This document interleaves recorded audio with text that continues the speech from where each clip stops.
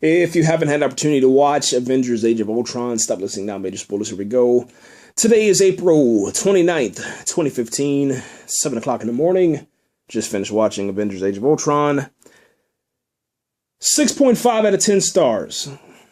Let's go into it. Movie opens up with action. You get to see Hawkeye, Captain America, Thor, Black Widow, and Hulk fighting their way to the compound where Van Strucken is hiding the twins, okay? And they're trying to rescue Loki's scepter. This scepter is the one that has the gemstone with the mind, you know, that's able to, you know, take care of your mind and kind of bend and manipulate your mind in such a way that if you're good, you're going to turn evil.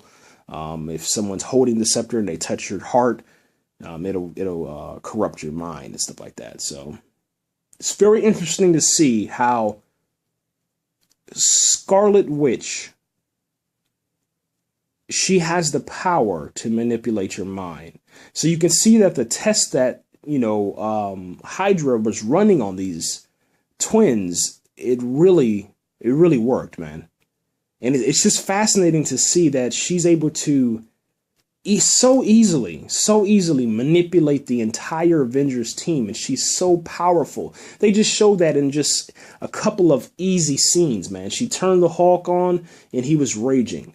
The only one that's able to kind of calm down the Hulk is Black Widow, and she sings a lullaby to the Hulk. And by lullaby means she says something, you know, sun's going down, that she holds out and extends her hands. For some reason, the Hulk is now an ape.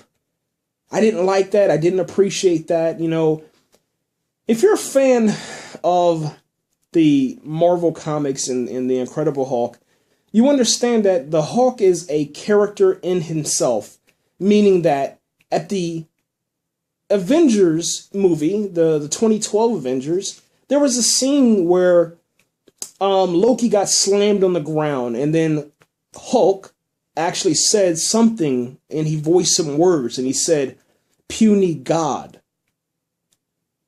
There was no talking for some reason inside of the Avengers. So we took a step back in Avengers Age of Ultron. We had an actual intelligent Hulk in Avengers, but this time there's a more primal, animalistic Hulk. And I think that has to do with the stupidity of Marvel, because just because you have someone that's an expert, the Andy Serkis guy from, you know, Lord of the Rings, Gollum, and Caesar from Planet of the Apes, just because he's on your cast now and he has skills doing motion capture doesn't mean that you have to turn an iconic character that is such a money grabber on the big screen into a damn ape or Gollum or Smeagol. I don't understand the reasoning behind that, but that's what they did. Anyway, she's able to calm him down, which turns Black Widow and Bruce Banner, it turns their story into a love story. Then we find out that Black Widow can't have children. So I guess she's literally a Black Widow. Well, you know. Well, anyway, that was just a joke. I tried to put that in there, but it didn't work out. Anyway, that doesn't work out for Black Widow and Bruce Banner. And at the end of the movie, the Hulk, after seeing, I guess, his damage and the chaos that he brings to citizens, he doesn't trust himself, so he pulls I guess you can say a reverse Captain America, because Captain America crashed his plane into the ocean, but it was a frozen ocean. And now the Incredible Hulk has crashed his plane into the ocean, but it's just an ocean. And now it's at the bottom of the ocean. And I'm pretty sure he's not there. I'm pretty sure he went somewhere else. We'll find out. Who knows? He might turn up. You never know. Got so many movies coming out, you never know. A lot of things happen in the movie. Tony Stark created Ultron because of a idea that was planted inside of his head from Scarlet Witch, meaning that it was a dream of the future which is death, and it showed the death of all the Avengers, and then Captain America with his broken shield reaches out and grabs Tony Stark, and he says, "You could have helped us, you could have done more." And that was his way. So he goes back to the Avenger Tower. He works with Dr. Bruce Banner, and he's trying to create the Ultron project. And he's going to utilize this newfound staff and spear from Loki, not understanding that, you know, the power inside of this thing is corruptible and it's going to corrupt. Vision comes out of Ultron. Ultron at first destroys Jarvis, but then Jarvis is actually hidden. So Jarvis is actually stronger than Ultron, but Ultron doesn't know it because Ultron is like this megalomaniac, psychopath, sadistic, twisted, really crazy robot. Okay. It was kind of cool how they came out with Ultron. He actually crashed the party, like literally crashed the party. Tony Stark did not talk to the Avengers before he created Ultron. He tried to actually, I guess, make a joke out of it, and Thor didn't take that really, he didn't take that at all, like, good. He choked the hell out of Tony Stark. And that actually had this scene. There was this scene where you get to see the beginning of Civil War, and you had Iron Man, Captain America, you had Thor, you had a lot of people fighting. It was really, really an epic scene, I guess you could say, man. The movie tries to deal with the casualty situation that we saw inside of Man of Steel. They do it in such a way that really takes away from the screen time, but you can kind of appreciate it. It is frustrating to see them how they do it so many times, but they do try to evacuate the city before so much chaos. Ultron continues to insist that you can't save them all.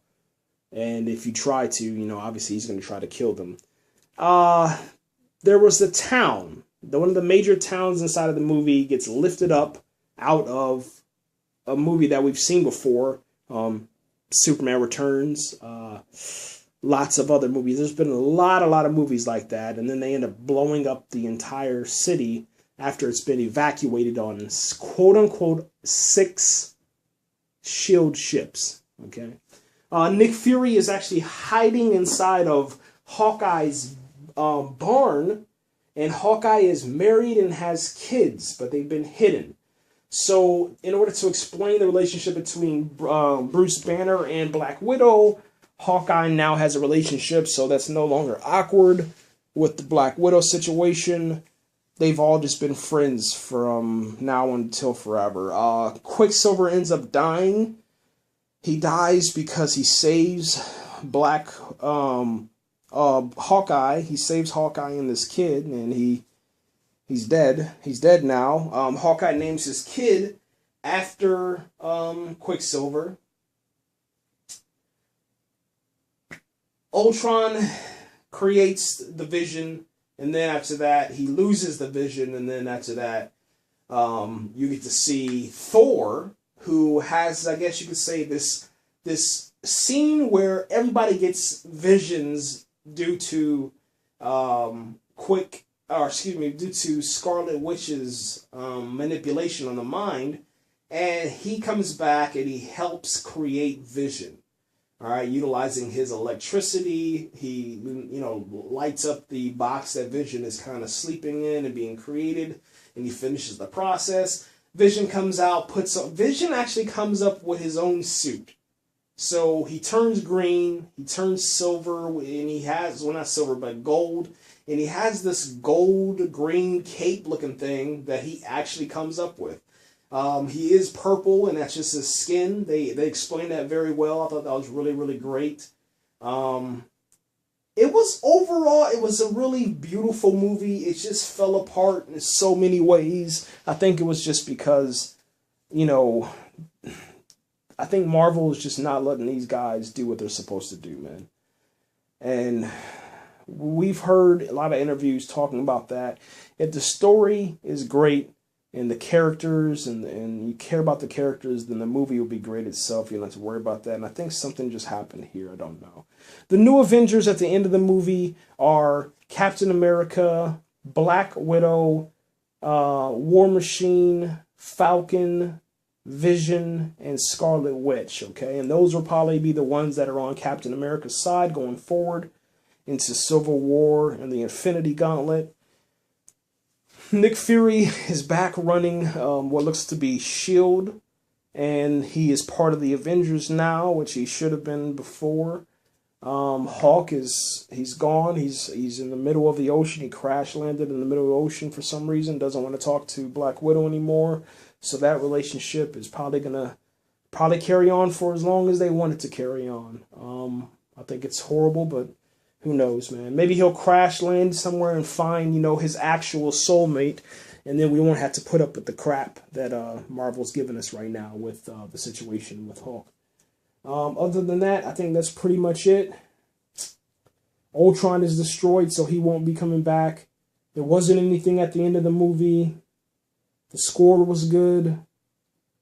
A lot of locations and stuff. A lot of diversity as far as the supporting cast, because they filmed in different locations, so that's a good thing. That's pretty much it, man. We're out of here, guys. I try to keep coming back. I'm gonna try to do a live vlog where I'm actually reviewing and talking about this. I got to get some stuff on my chest about the movie. But other than that, man, hope you guys enjoy it. Let me know what you thought. And I'm out of here, man. Comment, like, subscribe, and share this video.